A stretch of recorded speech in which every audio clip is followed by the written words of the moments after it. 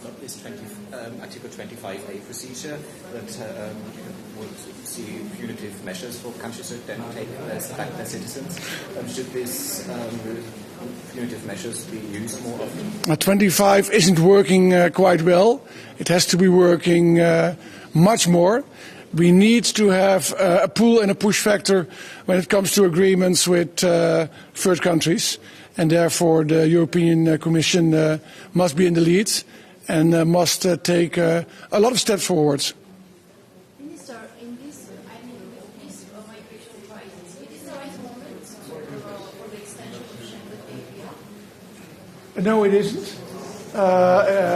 We should have had the discussions much earlier, but it's not the right moment, but it's the first moment we can talk about it. So I'm from Romania. I know.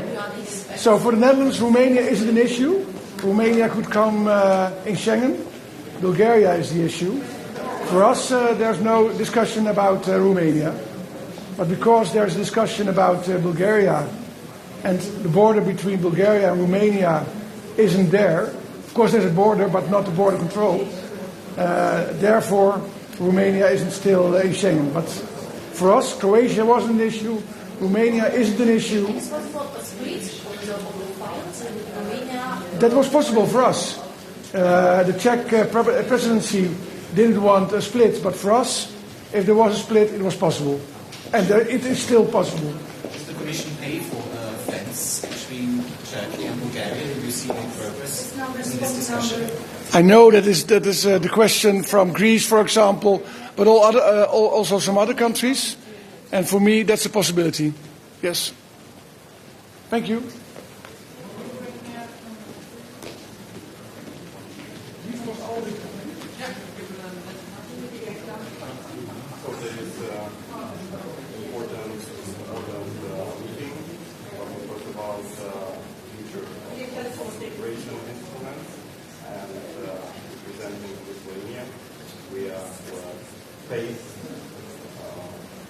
Migration influence that 2021 we tackled our own support with the European Commission, but definitely we need to be prepared for the future action by our unfriendly neighbors. We have already Russian Federation so far here for that future crisis. We need to have regulation of monetization and Schengen border code and other EU tax. So that's the hope from this report. Questions for Swedish radio. So what we are thinking about. And so we need that up to refrain.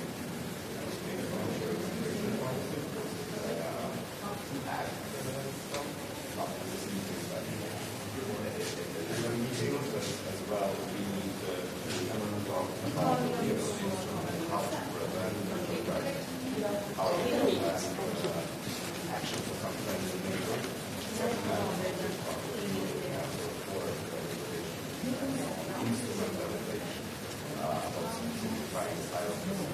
And we are across the day. There is no without and as well border protection. So crisis taught us physical installation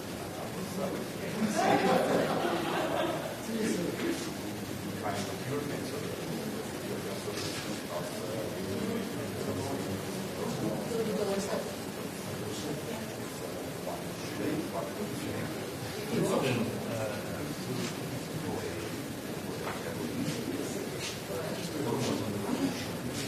Number one, yeah. Yeah. Morning. Do you think that it needs more punitive measures against countries that then take back their citizens? You're talking about returns. Yeah, well, that's important issue, but I would not use the word punitive. That's a bit, I think, too far. But we certainly should use the full opportunity that is allow all the legal opportunities that we have. We should use them. And, you know, like with any normal policy, you should have a carrot and a stick. So basically, actually, we should use both of them. Why do you need the cooperation of third countries when it comes to the return? Well, because that's they are coming. The people who we want to return back, they are their citizens. So basically, without their support, we will not be able to successfully implement the policy. In practical terms, how does it look like? I mean, you said people, when they arrive in their country of origin, why can they not enter there? Why is there the cooperation? Well, you see, it's all well, you see, we call them third countries, yeah. But every country is an individual, and every case is different. And so, actually, and we were not particularly successful with implementing that policy. So I think, first of all, we need to put more effort in working with the third countries. That's number one. And second, we need to address the cases individually in each country individually, because each country is unique, and we need to understand their uniqueness and actually work on the and use those leverages which work in one country and may not work in the other country. Yeah? Okay. Thank you.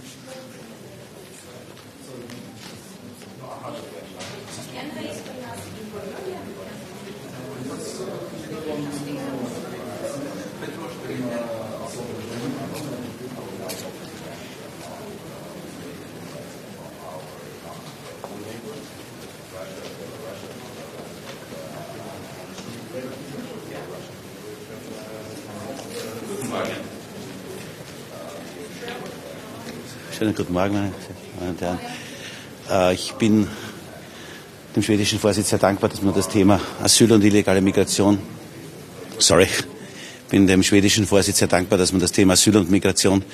in den Mittelpunkt heute stellt bei dieser informellen Tagung, bei diesem Arbeitsgespräch. Denn es ist notwendig, wenn man sich die Zahlen aus dem letzten Jahr ansieht und auch die aktuellen, dass wir weiter gemeinsam konsequent auf die Asylbremse steigen. Wir haben stark steigende Zahlen in Europa, insbesondere in Österreich. Da ist es sehr wichtig, dass wir das Thema Kampf gegen den Asylmissbrauch vorantreiben. Wir brauchen das Thema sichere Außengrenzen, robuster Außengrenzschutz in technischer Hinsicht, aber auch in rechtlicher Hinsicht brauchen wir neue Möglichkeiten. Und daher bin ich dankbar, dass wir dieses Thema heute in den Mittelpunkt der Beratungen stellen. Frau Johansson hat eben gesagt, es gebe kein Geld für Grenzzäune von der EU an der EU-Außengrenze, weil man das Geld für andere Dinge benötigt. Können Sie dieser Argumentation etwas abgewinnen? Ich weiß, dass das Thema heftig diskutiert wird, und ich denke aber auch, dass es zuletzt auch Bewegung in der Sache gab, weil wir viele Länder haben an der Außengrenze, die Hilfe brauchen, und wir wollen diese Länder auch unterstützen. Sie wissen, dass ich gemeinsam mit dem Bundeskanzler zuletzt in Bulgarien war und hier es notwendig ist, eben diese Außengrenze robuster zu machen, damit wir eben auch entsprechend die Möglichkeit haben, innerhalb des europäischen Raumes auch sicher reisen zu können und sicher bewegen zu können. Und ich denke, dass wir hier gemeinsam, dass viele Länder hier Interesse daran haben, dass wir diesen Außengrenzschutz robuster machen. Und hier braucht es eben auch Unterstützung der Kommission in unterschiedlicher Hinsicht, technischen Gerät, aber auch entsprechend, was die Zäune betrifft. Ich glaube, dass wir hier am Beginn einer Diskussion stehen, die intensiv geführt werden wird. Rechnen Sie damit, dass die Kommission früher oder später auch Geld für Zäune locker macht? Ich habe es gesagt, wir alle haben ein gemeinsames Interesse, und das ist Kampf gegen den Asylmissbrauch und robuste Außengrenzen. Und da sollten wir alles gemeinsam dafür tun, dass wir hier besser werden. Sie haben Ihren bulgarischen Amtskollegen getroffen. Können Sie ein bisschen erzählen, wie dieses Treffen war und auch, ob Sie ihm vielleicht in Aussicht gestellt haben, unter welchen Bedingungen und wann Österreich einem Schengen-Beitritt zustimmen könnte? Also das war ein sehr ordentliches Treffen, wie sich das eben unter Kollegen gehört, unter Kolleginnen und Kollegen. Und wir haben viele gemeinsame Interessen. Das ist ein robuster Außengrenzschutz, technisch, aber auch rechtlich. Und ich denke, dass es hier viele Möglichkeiten gibt, wo wir hier Partner sind. Das war ja auch zuletzt das Treffen in Bulgarien, das wir hier angesprochen haben, dass wir hier gemeinsam Druck machen, damit wir einen besseren Außengrenzschutz bekommen. Rechtlich, aber auch technisch. Und das halte ich für enorm wichtig, dass wir das gemeinsam tun. Da sind die gemeinsamen Interessen größer als die Gegensätze. Sie sprechen heute auch über Rückführungen. Braucht es hier mehr Strafmaßnahmen gegen Länder, die ihre Staatsbürgerinnen und Staatsbürger nicht zurücknehmen wollen?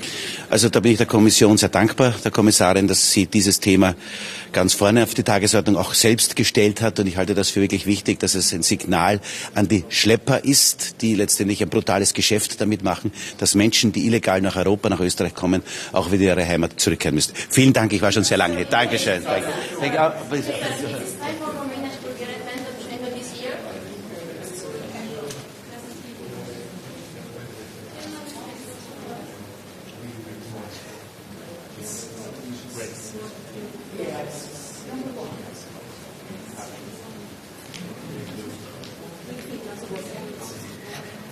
Good morning, good morning. It's great to be here, and I think I'm really looking for the presidency of Sweden. We are the neighboring countries, so of course there's a lot of things that are common with us, and I think today we are going to have very interesting and fruitful discussions and very important topics as well. So I hope that Sweden's presidency term is very fruitful and we can get forward with the migration policy and also all the important things relating to internal security. And of course, at the same time, we must be sure that we can help Ukraine as much as possible and stand with the Ukraine very strongly, like we have done.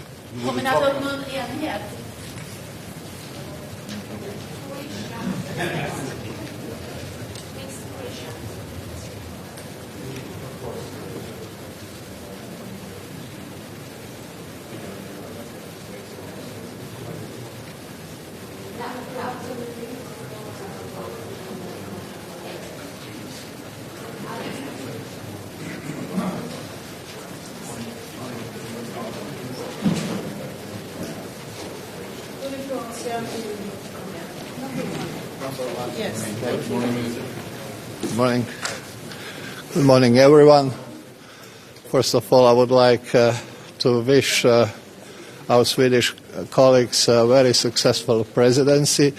We are all facing with a number of challenges in the field of security cooperation, especially illegal migration, which are on the rise of the external borders of the European Union. I'm glad that we will discuss this.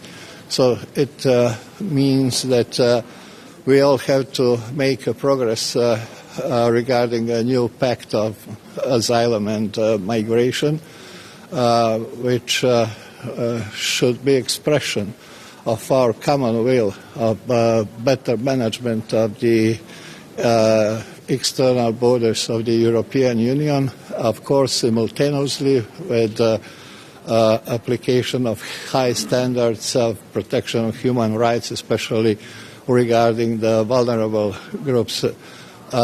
So there is a lot of work in front of us, especially Swedish presidency, but all of us who are sitting at the table will have to give its full contribution. One way to deal with illegal migration is to increase the number of returns. How do you want to achieve that?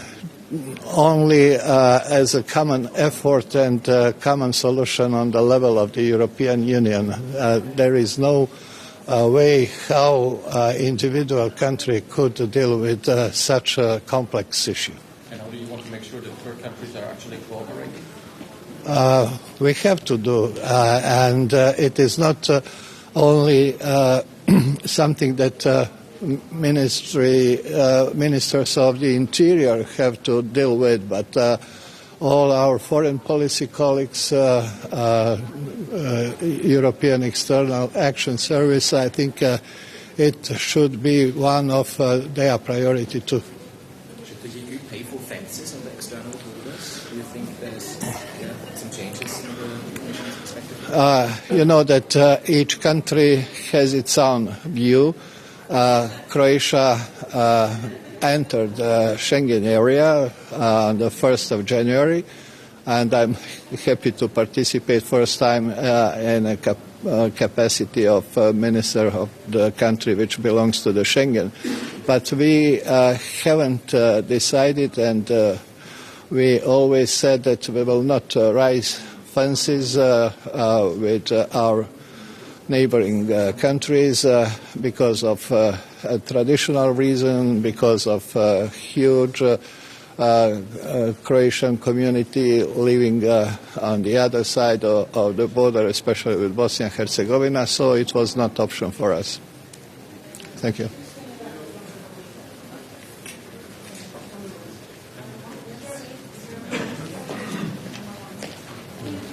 Hello, good morning. Guten Morgen. Guten Morgen. Ja, meine Damen und Herren, ich möchte mich zuerst äußern zu Schleswig-Holstein, der furchtbaren Tat. Meine Gedanken sind bei den Opfern und vor allen Dingen den Angehörigen der Opfern. Es ist wirklich furchtbar, was dort passiert ist, muss jetzt schnell aufgeklärt werden. Und ich danke ganz herzlich den Rettungskräften, die wirklich einen tollen Job geleistet haben. Vor allen Dingen, dass es auch gelungen ist, den Täter so schnell zu fassen, ist wirklich gut. Und ich möchte auch etwas zu Spanien sagen. Auch dort gelten meine Gedanken den Opfern und den Angehörigen der Opfern. Und ich verurteile diese Tat aufs Schärfste.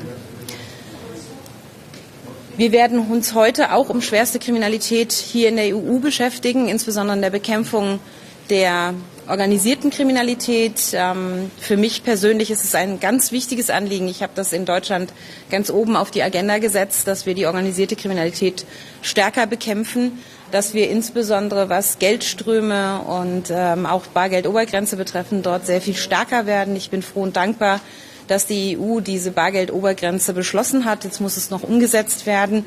Ich halte das für richtig, dass wir dort mehr tun, weil das auch viele Gelder sind, die dem Steuerzahler entzogen werden und die für wichtige Infrastrukturprojekte im Bereich Kita, Schule dringend benötigt werden.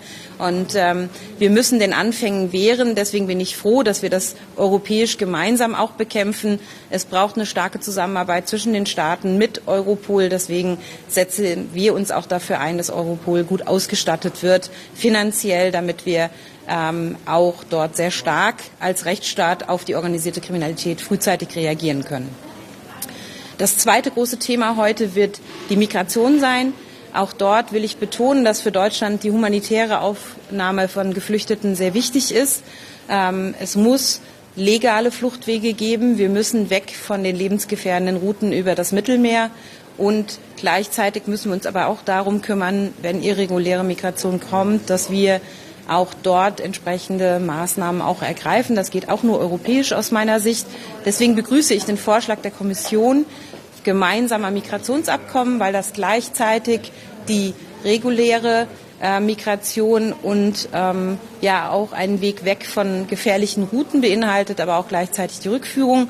Sie wissen, dass wir in Deutschland seit gestern beschlossen haben, einen eigenen Migrationsbeauftragten bei der Bundesregierung zu haben, Joachim Stamp. Darüber freue ich mich sehr. Er wird in meinem Haus angesiedelt sein und nächste Woche am 1. Februar seine Arbeit aufnehmen. Vielen Dank. Frau Ministerin, bitte.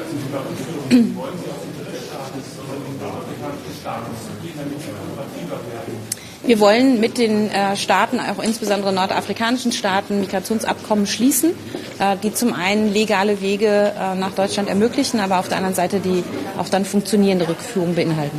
Wollen Sie dazu auch den Visa-Hebel in der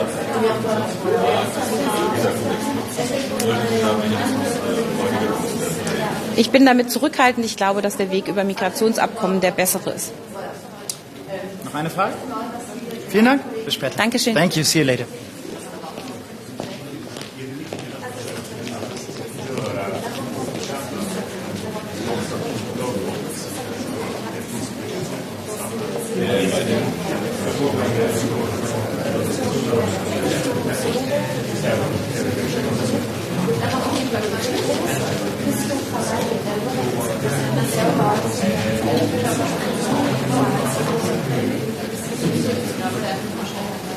Ein großes Thema ist die Rückführung. Da gibt es viele Länder, die ihre eigenen Bürger und das andere ist hier auf EU-Ebene das Mehrheitsregeln über Strafmaßnahmen verändern, diskutieren und analysieren, dass man letztlich was man da auch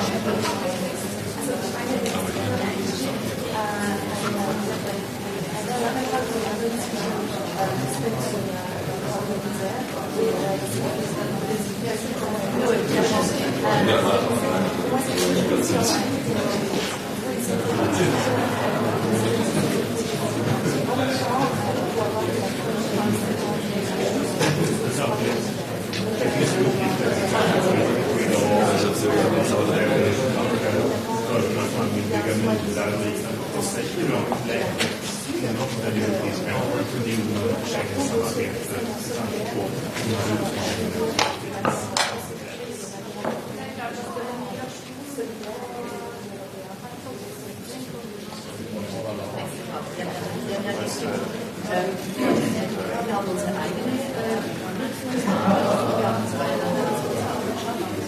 Aber können Sie sich vorstellen, vielleicht zusammenzuarbeiten, gemeinsam in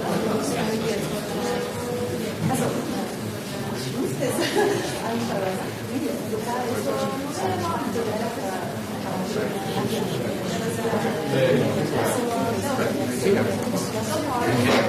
Okay, good morning. My name is Juan López Aguilar. I'm the chair of the Committee of Liberty, Justice and Home Affairs of the European Parliament. I only want to say that from the European Parliament point of view, there is not a minute to waste. This year is essential for the delivery of this mandate of both the European Parliament and the Commission, 2019-2024. There's much to be done and much time to be regained after the impact of the COVID pandemic, which put many files to a halt for some time. But now we really have to rush, particularly in the field of migration and asylum. We have signed solemnly a roadmap, including the French, Czech, now the Swedish, then the Spanish, and finally the Belgian presidency up to the very end of this mandate. The new Migration and Asylum Pact consists of 5 regulations. We have a chance to have them adopted, and adopt them we must. So I only hope that the Swedish presidency will do its part of the job, coming our way the same. We are ready to do our part of the job, coming the way of the Council, because it takes both to tango, the European Parliament and the Council, to get legislation finally adopted and into force. We're going to strike the right balance between responsibility and solidarity. That is the principle. So we're going to work hard and show cooperation with the Swedish presidency. Thank you.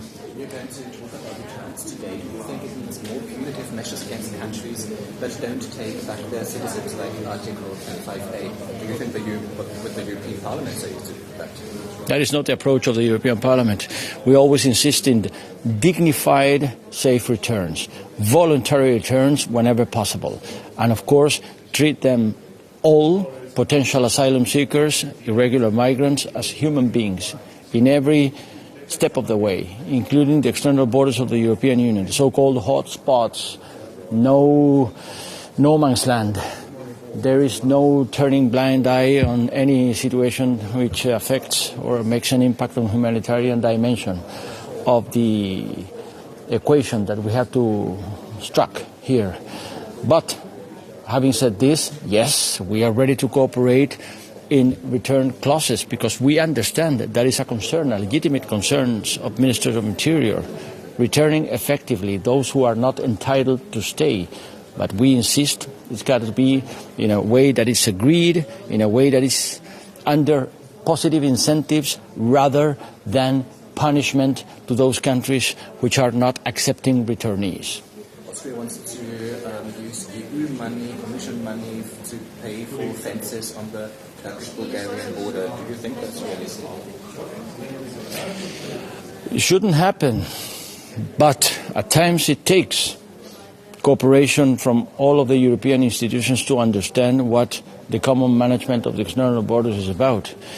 It does not preclude fulfillment of obligations under international law and international humanitarian law. So it does mean that it might happen that certain measures are to be adopted in order to secure the common management of the external borders, and it takes also budgeting of the European Commission. But that is not the emphasis, or that is not the principal goal that has been endorsed throughout the works, resolution and legislation adopted by the European Parliament. It's about precisely to strike the balance in all of the pieces of the chain. External dimension, including countries of origin and transit. Internal dimension, treating with dignified consideration the human and fundamental rights of those who are knocking on the doors of the European Union, and making possible ways and means to implement solidarity and shared responsibility. So offense, it's not the solution in itself. Offense might be part of an extraordinary measure at times, but never the solution in itself. Una pregunta más como jefe de LIBE. Ayer un ataque puede ser terrorística en Alemania, otro en español. ¿Crece el peligro en ese sentido y cómo se puede reaccionar como Unión Europea? Todos los Estados miembros de la Unión Europea han experimentado en los últimos años no solamente la amenaza, sino el zarpazo del terrorismo, el golpe del terrorismo. Hubo una época en que algunos Estados miembros estaban muy sensibilizados, entre ellos el mío, España, que combatió el terrorismo de ETA durante mucho tiempo.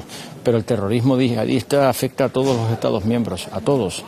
Y, por supuesto, todas las tramas tienen que ser investigadas, pero al mismo tiempo tenemos que marcar la diferencia entre lo que son tramas organizadas y lo que puedan ser hechos criminales que señalen responsabilidades individuales. Por tanto, prudencia.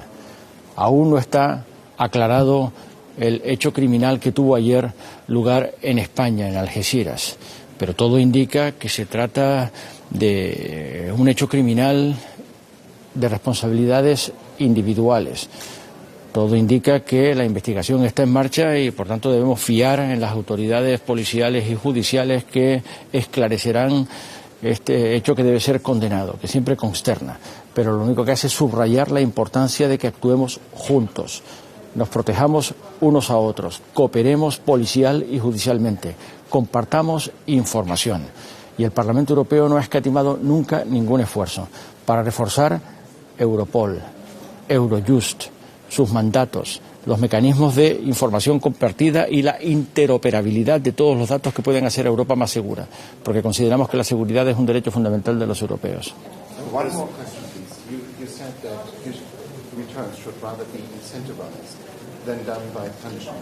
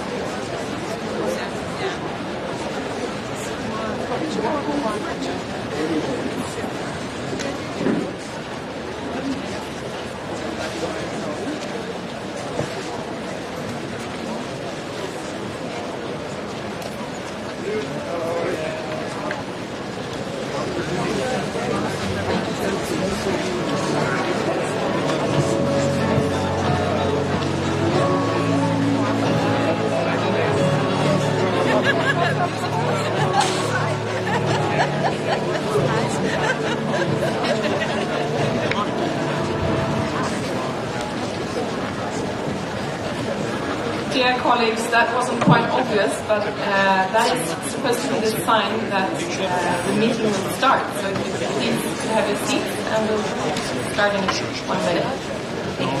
Thank you.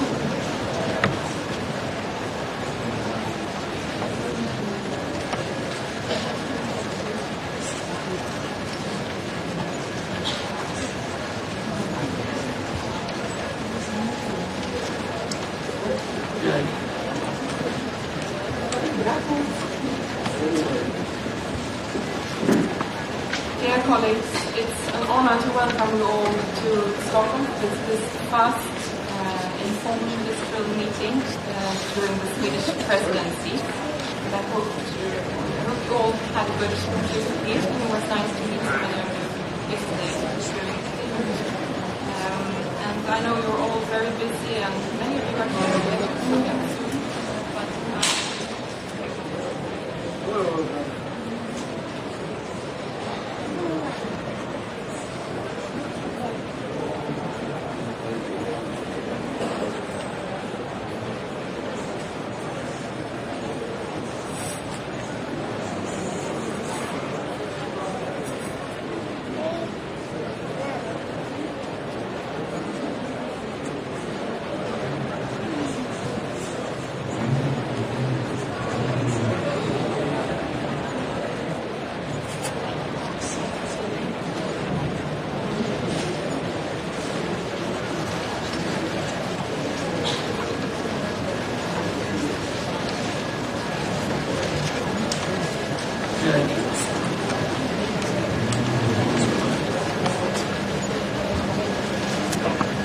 Dear colleagues, it's an honor to welcome you all to Stockholm. This is the first